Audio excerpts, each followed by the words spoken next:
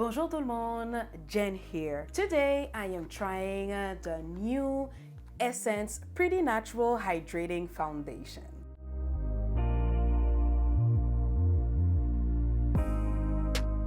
So a new foundation, new drugstore foundation, and you already know I am here when it comes to drugstore and affordable products. Of course, I had to pick this one up, especially that I had my shade.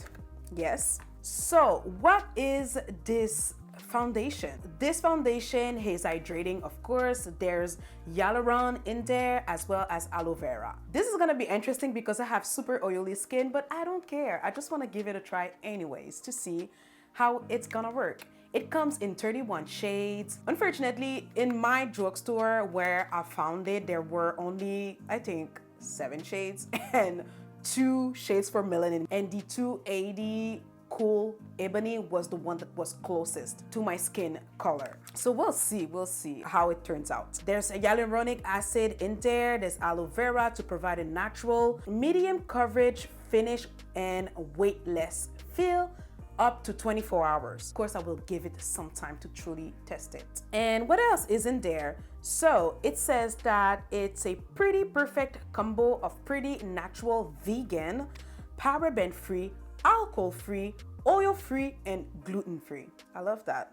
Myself, I'm gluten-free 80% of the time. Yeah, 80% of the time I eat gluten-free.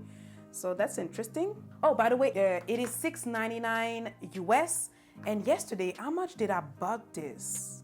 I think it was $8.99 Canadian. For Canadian people, I found it in Montreal, it's Pharmaprix. Anywhere else in Canada, it's Shoppers Drug Mart. All right, the way the packaging is, it reminds me of the Pretty Fresh by ColourPop. You let me know if you thought the same thing when you saw the packaging. So I'm gonna do one side with a damp beauty sponge and the other side with a brush. So let's see, I'm just gonna squeeze that on the back of my hand. It looks liquidy, not too liquidy though. You know what, I haven't even put on primer. No, let me start over.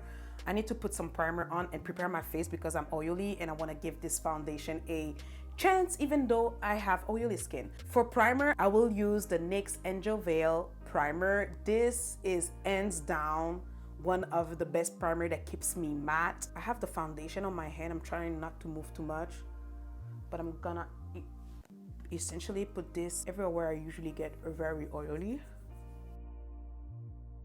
I need some on my forehead.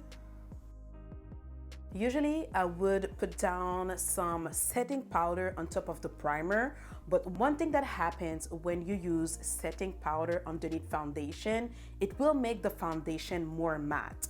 So I won't do this today because I really want to see how this is gonna perform by itself. So now let's go in. Not bad for one of the 2 shades that were melanin friendly.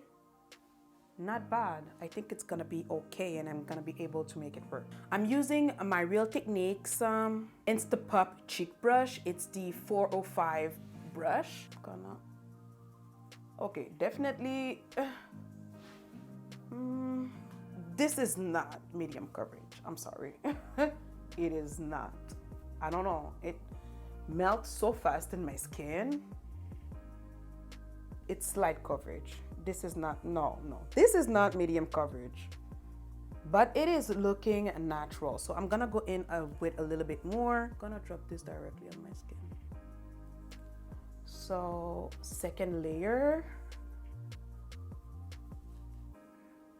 It is the weirdest thing because I feel like I don't have anything on my face. Definitely the sponge is going to soak up this old foundation. I can already tell that. It does give a natural finish, but I don't know if I'm into this right now. Okay, let's go on the other side using a damp beauty sponge. On this side, I'm using the Morphe Highlight and Contour beauty sponge, and it is damp. I used way more on this side, but we're gonna go in with only 1 layer. It does give some kind of coverage, but it's super light. This is definitely not medium. And it seems to be hard to build the coverage up. Just gonna go again and see, but this is not a buildable coverage to me. It feels like I have nothing going on my face. It's looking pretty natural. You can see a little, it did hide a little bit my dark spots, but nothing too crazy. Look at the sun. You can see the sun hitting my skin. Look at this. Ooh, ooh, ooh, ooh. Okay, let's get back to that. I also decided to try the Camouflage matte concealer. I have the 70 dark caramel and the 80 dark mocha. Let's see if at least this concealer is good. This too is also light to medium coverage. I'm gonna let that sit a little while. To contour, I will be using the L'Oreal Infallible concealers. I have one in Mocha and one in Expresso. Expresso is the one that is very warm. At this point, I feel like this is gonna be a natural looking face.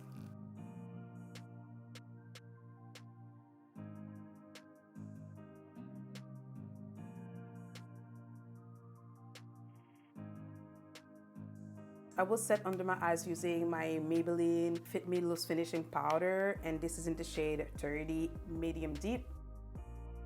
To set the rest of my face, I'm using again my Maybelline Fit Me Powder, but in dark 40. To bronze, I'm using my Makeup Revolution Sculpting Bronzer in Enrobe.